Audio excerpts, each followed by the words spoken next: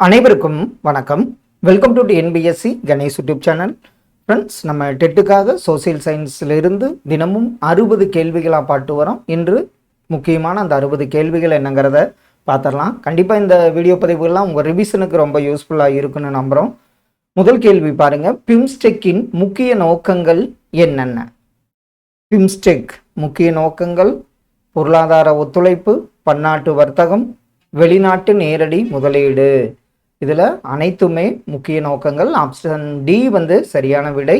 அணிசேரா இயக்கத்தின் நிறுவன தலைவர் நாடுகள், இதை பொறுத்துக. யுகோஸ்லோவியா, எகிப்து, இந்தோனேசியா, கானா. அப்படியே ஆப்ஷனில் பாருங்கள்.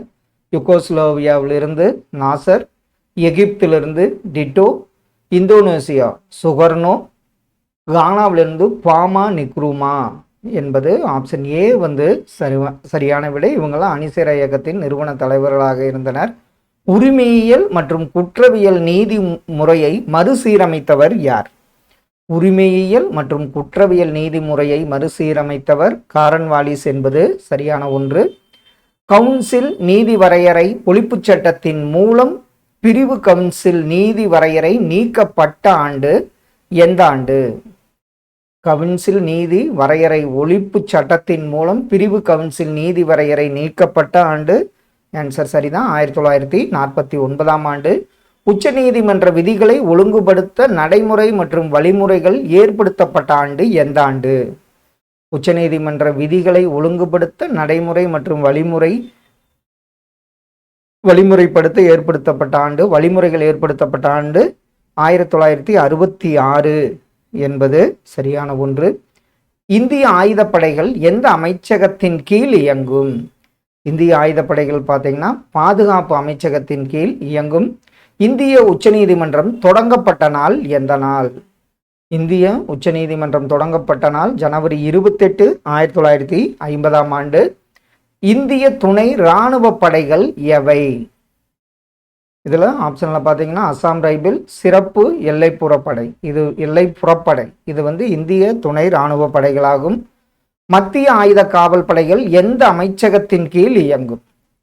மத்திய ஆயுத காவல் படைகள் மத்திய உள்துறை அமைச்சகத்தின் கீழ் இயங்கும். இந்திய சட்ட ஆணையத்தின் அடிப்படையில் உருவாக்கப்பட்ட சட்டங்களில் சரியானது எது?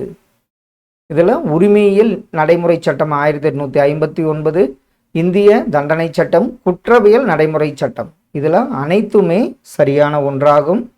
தங்களுக்கு ஒதுக்கப்பட்ட பணிகளுக்கு ஏற்றவாறு இராணுவம் மற்றும் காவல்துறையுடன் இணைந்து பணியாற்றும் படைப்பிரிவு, இது பார்த்தீங்கன்னா சிஏபிஎஃப் என்பது இதற்கு சரியான விடை. இந்திய சட்டங்களை நெறிமுறைப்படுத்திய சட்ட ஆணையம் யாரால் அமைக்கப்பட்டது? இந்திய சட்டங்களை நெறிமுறைப்படுத்திய சட்ட ஆணையம் மெக்காலே அவர்களால் நடைமுறைப்படுத்தப்பட்டது, அமைக்கப்பட்டது. இந்திய ஆயுதப்படைகளை கௌரவிப்பதற்காக இந்திய அரசால் கட்டப்பட்டது என்ன? இந்திய ஆயுதப்படைகளை கௌரவிப்பதற்காக இந்திய அரசால் கட்டப்பட்டது தேசிய போர் நினைவு சின்னமாகும். சதர் திவானி அதாலத் மற்றும் சதர் நிசாமத் அதாலத் ஆகியவை எங்கு நிறுவப்பட்டது? இது சதர் திவானி அதாலத் மற்றும் சதர் நிசாமத் அதாலத் பார்த்தீங்கன்னா அலகாபாத்தில் நிறுவப்பட்டது. தேசிய போர் நினைவு சின்னம் புதுடில்லியில் எத்தனை ஏக்கர் பரப்பளவில் அமைந்துள்ளது? தேசிய போர் நினைவு சின்னம் பார்த்தீங்கன்னா டெல்லியில் 40 ஏக்கர் பரப்பளவில் அமைக்கப்பட்டுள்ளது. இந்தியாவின் மிகப்பெரிய உயர்நீதிமன்றம் எது? இந்தியாவின் மிகப்பெரிய உயர்நீதிமன்றம் அலகாபாத் உயர்நீதிமன்றமாகும். எத்தனை நட்சத்திர அந்தஸ்து கொண்ட இராணுவ படை தளபதியால் இந்திய இராணுவ படை வழிநடத்தப்படுகிறது? அவர் பார்த்தீங்கன்னா 4 நட்சத்திர அந்தஸ்து பெற்றவராவார். கல்கத்தா உயர்நீதிமன்றம் நிறுவப்பட்ட ஆண்டு எந்த ஆண்டு? கல்கத்தா உயர்நீதிமன்றம் 1862ஆம் ஆண்டு நிறுவப்பட்டது. ரெஜிமெண்ட் என்ற அமைப்பு முறையை கொண்ட இராணுவம் எந்த நாட்டு இராணுவம்? ரெஜிமெண்ட் அப்படிங்கிறது நம்ம இந்திய இராணுவமாகும். இந்தியாவின் பழமையான உயர்நீதிமன்றம் எது? இந்தியாவின் பழமையான உயர்நீதிமன்றம் கல்கத்தா உயர்நீதிமன்றமாகும். பஞ்சசீலம் என்றழைக்கப்பட்ட அமைதிக்கான 5 கொள்கைகளை அறிவித்தவர் யார்? பஞ்சசீல கொள்கைனாவே நேரு அவர்கள் ஞாபகம் வந்துருவார். இந்தியாவில் யாருடைய ஆட்சியில் மேல்முறையீட்டு நீதிமன்றங்கள் அமைக்கப்பட்டன? இந்தியாவில் பார்த்தீங்கன்னா வில்லியம் பெண்டிங் பிரபு காலத்தில் தான் பார்த்தீங்கன்னா மேல்முறையீட்டு நீதிமன்றங்கள் அமைக்கப்பட்டன. அணி சேராமை என்ற சொல்லை உருவாக்கியவர் யார்? இது ஒரு முக்கியமான கேள்வி. அணி சேராமை வி.கே. கிருஷ்ணன் மேனனால் உருவாக்கப்பட்டது. இந்திய வெளியுறவுக் கொள்கையின் மிக முக்கிய அம்சம் என்ன? இந்திய வெளியுறவுக் கொள்கையின் மிக முக்கிய அம்சம் அணி சேராமை என்பதாகும். தென்னாப்பிரிக்காவில் இனவெறி கொள்கையை முடிவுக்கு கொண்டு வரப்பட்ட ஆண்டு, அதாவது கொண்டு வந்த ஆண்டு எந்த ஆண்டு? தென்னாப்பிரிக்காவில் 1990ஆம் ஆண்டு இனவெறி கொள்கை முடிவுக்கு வந்தது. சார்க் அமைப்பு எத்தனை உறுப்பு நாடுகளை கொண்டது? ஆப்ஷன்ல சார்க் அமைப்பு பார்த்தீங்கன்னா 8 உறுப்பு நாடுகளை கொண்டதாகும். இந்தியாவின் அணிசேரா இயக்கத்தின் தலைவர் யார்? இந்தியாவின் அணிசேரா இயக்கத்தின் தலைவர் நேரு அவர்கள். பொறுத்துக இந்தியாவின் எல்லை பகிர்வு குறித்து வடமேற்குல எந்த நாடு? வடக்கு, கிழக்கு, தூர கிழக்கு. ஆப்ஷன்ல பாருங்க. வடமேற்குல பாகிஸ்தான், ஆப்கானிஸ்தான். வடக்குல சீனா, நேபாளம், பூட்டான். கிழக்குல வங்கதேசம், தூர கிழக்குல மியான்மர். ஆப்ஷன் பி இதற்கு சரியான விடை. ஆப்பிரிக்க ஆசிய காங்கிரசின் தலைவராக செயல்பட்டவர் யார்? ஆப்பிரிக்க ஆசிய காங்கிரசின் தலைவராக செயல்பட்டவர் நெல்சன் மண்டேலா. தவறான இணையை தேர்வு செய். தென்கிழக்குல எது? தென்மேற்குல, கிழக்குல? இதுல தவறானது பார்த்தோன்னே சொல்லிடுவோம். வடக்கு மியான்மர் என்பது தவறான ஒன்று. இந்திய இராணுவ படையின் முதன்மை நோக்கம் என்ன? தேசிய பாதுகாப்பு, தேசிய ஒற்றுமை, அந்நிய ஆக்கிரமிப்பிலிருந்து நாட்டை காத்தல். மேற்கூறிய அனைத்துமே சரியான ஒன்று. காரன்வாலிஸ் ஆட்சியில் மாவட்ட குற்றவியல் நீதிமன்றங்கள் நீக்கப்பட்டு எந்தெந்த இடங்களில் மாகாண மேல்முறையீட்டு நீதிமன்றங்கள் அமைக்கப்பட்டன? மாகாண மேல்முறையீட்டு நீதிமன்றங்கள் கல்கத்தா, டாக்கா, முர்ஷிதாபாத் மற்றும் பாட்னாவில் அமைக்கப்பட்டது. இதில் ஆப்ஷன் சி சரியான ஒன்று. இந்திய வெளியுறவு கொள்கையானது பல்வேறு கோட்பாடுகளை அடிப்படையாக கொண்டது. அவைகளுள் ஒன்று எது? அவைகளில் ஒன்று பஞ்சசீலம் என்பது சரியான ஒன்று. பொருந்தாத ஒன்றை தேர்ந்தெடு. இதில் பார்த்தீங்கன்னா லட்சத்தீவுகள் என்பது பொருந்தாத ஒன்றாகும். கூற்று: குடியரசுத் தலைவர் இந்திய ஆயுதப்படைகளின் தலைமை தளபதி ஆவார். காரணம்: குடியரசுத் தலைவர் நாட்டின் தலைவராகவும் மிக உயர்ந்த பதவி நிலையையும் வகிக்கிறார். இதில் கூற்று சரி, காரணம் சரி. காரணம் கூற்றிற்கான சரியான விளக்கம். ஆப்ஷன் ஏ சரியான ஒன்று. பொறுத்துக தேசிய போர் நினைவு சின்னம், மானக்ஷா, ஷார்க்கு, BCIM. இதில் பார்த்தீங்கன்னா தேசிய போர் நினைவு சின்னம் புதுடெல்லியில் உள்ளது. மானக்ஷா இவர் பார்த்தீங்கன்னா ஃபீல்டு மார்ஷல். ஷார்க்கு 8 உறுப்பினர்கள். BCIM எரிசக்தி மேம்பாட்டை குறிக்கும். ஆப்ஷன் ஏ இதற்கு சரியான விடை. அரசியலமைப்பு சட்டத்தின் பாதுகாவலராக விளங்குவது எது? அரசியலமைப்பு சட்டத்தின் பாதுகாவலர் அப்படிங்கிறது நீதித்துறையாகும். கூற்று: பன்னாட்டு கூட்டுறவை இந்தியா ஆதரிக்கிறது. காரணம்: நட்பு கூட்டுறவு மூலம் நாடுகளுக்கு இடையே உள்ள அனைத்து பிரச்சனைகளையும் தீர்க்க முடியும் என இந்தியா நம்புகிறது.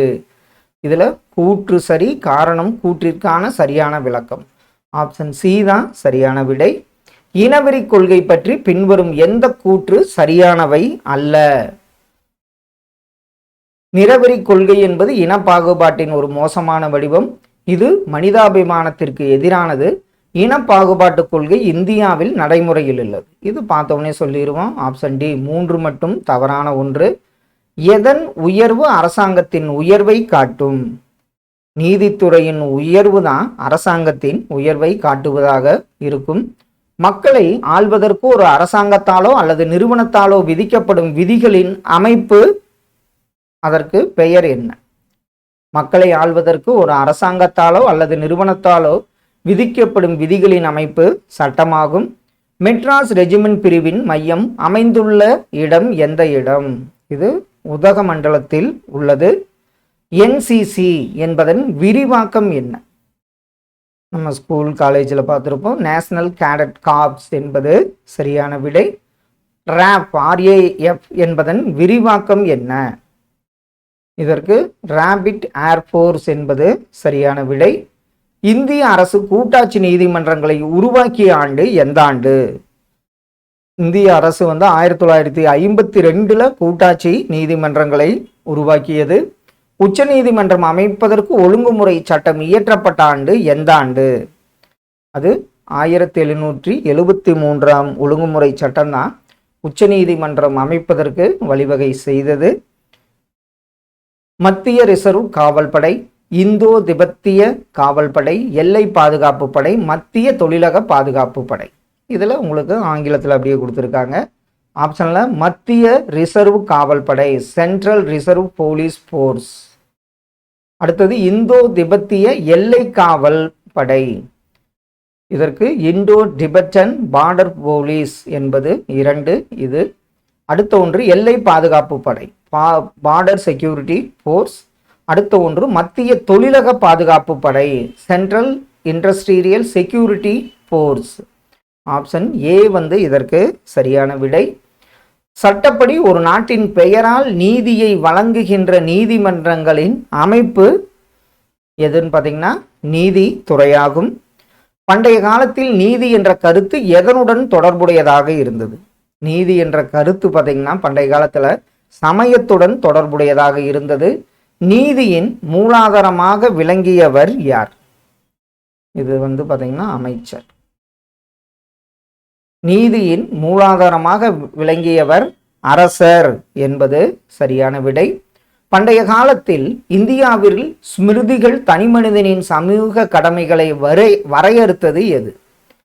இந்தியாவில் ஸ்மிருதிகள் தனி மனிதனின் சமூக கடமைகளை வரையறுத்தது எதுன்னு பார்த்தீங்கன்னா மனுஸ்மிருதி, நாரத ஸ்மிருதி, யக்ன வல்கிய ஸ்மிருதி. அனைத்தும் சரியான ஒன்று.